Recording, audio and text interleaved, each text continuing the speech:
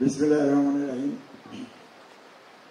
উপস্থিত সম্মানিত বগুড়া জেলা বিএনপির উপদেষ্টা এবং বেসোয়ার বগুড়া জেলার উপদেষ্টা এবং বেসোয়ার সমস্ত বিভিন্ন পদবিতে যারা আছেন, যারা এটা সংগঠন করেছেন আজকের অনুষ্ঠান, এবং সবশেষে উপস্থিত আমার প্রাক্তন সৈনিক এবং তাদের পরিবারের সকল সদস্য, সবার প্রতি আমি সালাম জানিয়ে আজকের এই অনুষ্ঠানে আমাকে আমন্ত্রণ জানানোর জন্য আমি কৃতজ্ঞতা প্রকাশ করছি। এবং তাই না, এত প্রশংসা করতেছে আর কি, সবসময় আমি এটা বলি, আই ডো নট নো যে আমি এত ভালো কিনা, বাট যেটা হচ্ছে যে ভালো করার চেষ্টা করি। এই যে ভাবি একজন হাসতেছেন, এখনো সুযোগ আছে, ঝগড়া লাগার সময় আদর্শ সাহেবকে এই জাহাঙ্গীর সাহেবকে নিয়ে যাওয়া উচিত, তাই না? পরিবারে যখন কত লাগে যে প্রশংসা বলতে পারবো যে ঠিক আছে, দেখো আমি কত ভালো মানুষ। এনিওয়ে, আজকে হচ্ছে শহীদ দিবসে আমি সশ্রদ্ধ চিত্তে স্মরণ করি 1971 সালের 25শে মার্চের সেই তরুণ মেজর জিয়াউর রহমান, যিনি উই রিভল্ট ঘোষণার মাধ্যমে পাকিস্তান সেনাবাহিনীর এনটিটি থেকে বাংলাদেশ সেনাবাহিনী বা সশস্ত্র বাহিনী নামক একটি নতুন এনটিটি বা সত্তার জন্ম দিয়েছিলেন। আমি সশ্রদ্ধ চিত্তে স্মরণ করি বাংলাদেশ সেনাবাহিনীর সকল সদস্য, সার্ভিং এবং রিটায়ার্ড, সেই 1971 সাল থেকে আজ পর্যন্ত যারা এই দেশের জন্য পরিশ্রম করেছেন এবং এই দেশের জন্য জীবন দিয়েছেন। সেই 71 সালের মুক্তিযুদ্ধ থেকে পার্বত্য চট্টগ্রামের যে কাউন্টার ইন্সার্জেন্সি অপারেশন হচ্ছে সেটাতে। এবং একই সাথে আমি সশ্রদ্ধ চিত্তে এবং ব্যক্তিগতভাবে অত্যন্ত শ্রদ্ধা করে স্মরণ করি আর্টিলারির ল্যান্স কর্পোরাল লুকু এবং গানার নাজিম, যারা দুইজন পার্বত্য চট্টগ্রামে আমার সাথে যুদ্ধে জীবন দিয়ে, তাদের এই দুইজনের জন্য, এই পরিবারে, তাদের পরিবারের জন্য বিশেষভাবে দোয়া করবেন। তাদের মৃত্যুর সময় আমার হাতে তাদের মৃত্যু হয়েছে একটা গোলাগুলির সময়, আমি এখনো তাদের জন্য দোয়া করি। এবং বিশেষভাবে এই আজকের এই দিনে আপনাদের সবার কাছে এই দুটা পরিবার এবং তাদের সন্তান যে রেখে গিয়েছে তাদের জন্য আমি দোয়া চাই। সশস্ত্র বাহিনী দিবসটা কেন, এটা জাহাঙ্গীর সাহেব খুব সুন্দরভাবে বলেছেন। 1971 সালে এই দিনটাতে আর্মি, নেভি, এয়ারফোর্স এরা সম্মিলিতভাবে আক্রমণ করেছিল এবং তার মাধ্যমে একটা সম্মিলিত সশস্ত্র বাহিনীর শক্তি, যেটা হচ্ছে যে শত্রুর বিপক্ষে প্রথম আমাদের এই সশস্ত্র বাহিনীর শক্তি জানান দেওয়া হয়েছিল এই 21শে নভেম্বরের এই দিনটিতে। তো সেই স্পিরিটটা, সেই একাত্ম বোধ বা সেই সংগঠিতভাবে বা একত্রিতভাবে কিছু করার যে সেই চেতনাটা কি আমরা ধারণ করি সব ক্ষেত্রে, নাকি আমরা সেই চেতনা থেকে সরে আসছি? সেনাবাহিনী এটা কিন্তু শুধু চাকরি না, এটা বলা হয় an old soldier never dies, he only fades away। কেন? আমার এখনো মনে আছে, আপনাদের অনেকের যদি জিজ্ঞেস করি তাদেরও মনে আছে। শপথটা খেয়াল আছে?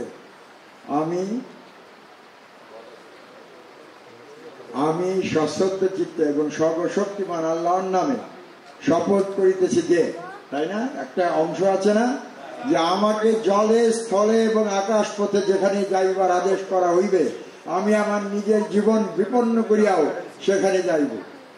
এটা কি সবাই করতে পারে এই শপথ? এই প্রফেশন, এটা কিন্তু ওয়ে অফ লাইফ। এটা হচ্ছে এমন একটা প্রফেশন যেটাকে সৃষ্টিকর্তা স্বয়ং কিছু ইন্ডেমনিটি দিয়েছে। এটা কিন্তু আমরা অনেকেই হয়তো বা সেইভাবে চিন্তা করি না। এই যে আমরা বলি আমরা পবিত্র দেশ, কেন? সূরা আনফালে কিন্তু লেখা আছে যে আমি যুদ্ধক্ষেত্রে যদি মারা যাই তাহলে আমার কাপড় লাগবে না। সেটা স্রষ্টার থেকে যেমন দেওয়া হয়েছে, রাষ্ট্রীয়ভাবেও সেটা দেওয়া হয়েছে।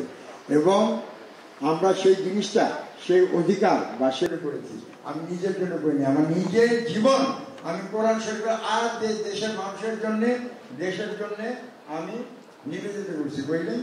শপথের কোথাও বলা আছে যে আমি চাকরি থেকে অবসরের পরে শপথ থাকবে না বলা আছে, হ্যাঁ, এই জন্য বলা হয় soldier is always a soldier. এখন কি রিজার্ভ লিস্টে যারা আছে ডাক বলে যেতে হবে না, এবং যদি রিজার্ভ লিস্টে নাও থেকে থাকে আমার দেশের প্রয়োজন হলে আমি যাবো না, 71-এ যায়নি, তো এই জন্য বলা হয় soldier is always a soldier. সেই চেতনাটা ধারণ করতে হবে। আজকে শুক্রবার নামাজের সময় আরো অনেক কথা বলতাম, কারণ আমি যখন এই এনভায়রনমেন্টটাতে আসি আমি খুব ইমোশনাল হয়ে যাই, বিকজ আমি ওই যেটা বললাম যে আমি সোলজার সেই চেতনাটাকে ধারণ করছি, ঠিক আছে, এবং সেটাকে আমি লালন করি। আমার যে কথাগুলো বললো জাহাঙ্গীর সাহেব, যে বিদ্রোহ বা সামথিং অন্যান্য কিছু, আমি যেটা বলবো যে standing for the right, what is right and what is wrong, এবং আমি যদি মনে করি এটা রাইট আমার সেটার জন্য আমি প্রতিবাদ করবো। এখন এটা বিদ্রোহ যদি চক্রান্তকারী হাসিনা সরকার যদি অন্যভাবে নিয়ে থাকে সেটা তার প্রবলেম, আমার প্রবলেম না। আমার কাছে যেটা মনে হয়েছে 25শে ফেব্রুয়ারি আমার কমিউনিটির ব্রাদাররা খুন হচ্ছে, আমার কমিউনিটির মহিলারা অসম্মানিত হচ্ছে। যখন আমার মোবাইলে মেসেজ এসেছে যে ভাই ওরা 3বার আসছিল, আপনারা আসবেন না, I thought hell with my rank, brigadier general, আমার যাওয়া উচিত, আমি যাবো, I did the right thing. এখন এটাকে যদি কেউ বিদ্রোহ বলে বিদ্রোহ, এটাকে যদি কেউ যদি বলে যে না এটা আমার এমবিএমএ যে দায়িত্ব বলা আছে যে কোথাও মিউটিনি হলে উইদাউট পারমিশন স্বতঃস্ফূর্ত হয়ে যেতে হবে, তো আমি সেটা করেছি।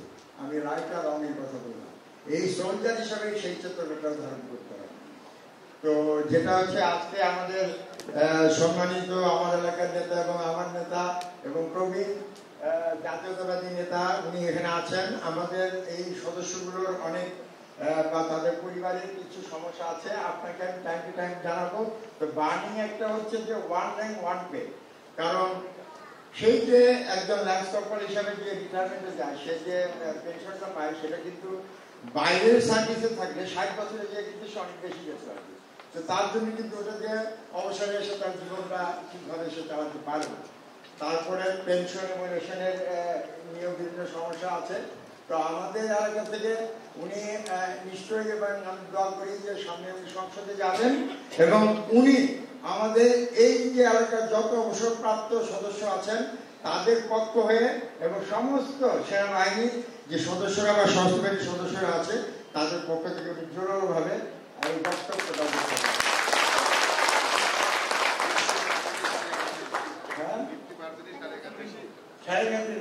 থাকবে। তো এটা আমি ওনার এলাকার আগ্রহের রাজনীতিতে জয়েন করেছি, তো ঠিক আছে, করছি মাত্র 2 বছর, কারণ আমার তো 23 সাল পর্যন্ত পারমিশনই ছিল না। তো আমি শিখছি, প্রসেসে আছি। তো যেটা হচ্ছে যে ওনার কাছে আমি প্রবীণ এবং এলাকার বয়স্ক এবং সিনিয়র নেতা হিসেবে আমার সমস্ত সৈনিক এবং এলাকাবাসীর পক্ষ থেকে আমি এই দাবিটা বিশেষভাবে করলাম এবং উনি এতে সম্মান করবেন। এবং উনি কিন্তু আজকে আমাদের সামনে এটা মনে মনে হলে কথা দিয়ে গেছেন, তাই না? ঠিক আছে, আপনি কথা আদায় করতে পারি, মানুষের কাছে কাজ আদায় করতে পারি। ওই যে সাজিয়া গান্ধীর একটা নদীবন্দর, তো কমরোর আলিফের ছবি দেখে আমি ওর অফিসে গেলাম, গিয়ে বললাম যে আলিফ, তোমাকে ছোটবেলায় ক্যাডেট কলেজে আমি গাইড ছিলাম, আমি তোমাকে ড্রিল করা শিখাইছি, পিটি করা শিখাইছি, আজকে একটা দারুণ আসছি, সেটা হয়েছে কি ওই নদীবন্দরটা তুমি এমন থাকা অবস্থায় এমন ভাবে করে যাবে যাতে এটা না আর কেউ এটা না করতে না পারে। কিছুক্ষণ তাকে থেকে বললো না জীবনে কিছু চান নাই, আপনি আসছেন আপনি করে দেবেন, তা আগাচ্ছে। তো এটা আমি ওইভাবেই আমি আমার এলাকার সম্পর্কে মামা হন বা সিনিয়র রাজনীতিবিদ হিসাবে আমি আশা করবো যে উনি একটা জোরালো বক্তব্য এটা দিতে রাখবেন। এটা মহাসচিবের কাছে দেওয়া হয়েছে এবং এটা কিন্তু বার্নিং দাবি।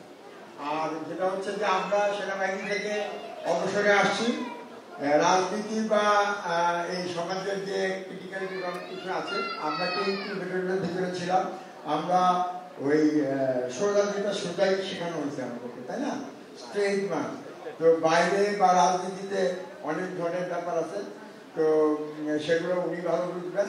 বাট আমরা যে জিনিসটা শিখছি যে আমি আমার সচেষ্ট থাকবো, তো এই শপথটা যেন আমাদের সবসময় থাকে, then we are always a soldier, সেটা আমি চাই। ঠিক আছে, তো বক্তব্য কথা বেশি বলতেছি না, কারণ এই লোকজন দেখলে আমার খুব কথা বলতে ইচ্ছে করে।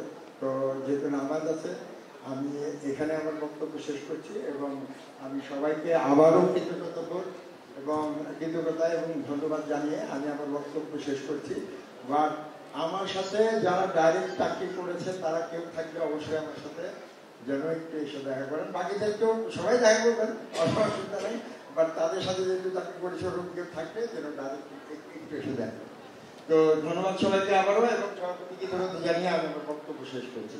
এবং আমি একটু বিশেষ কৃতজ্ঞতা জানাবো আমাদের কাজী রফিক সাহেবকে, যে ওনাকে পার্সোনালি রিকোয়েস্ট করেছিলাম আমাদের আসার জন্য, উনি এই অনুরোধটা রেখেছেন এবং উনি এসে আমাদেরকে সম্মানিত করেছেন এবং উনি ভবিষ্যতে এই এলাকার সমস্ত সেনা সদস্যের স্বার্থে কাজ করবেন।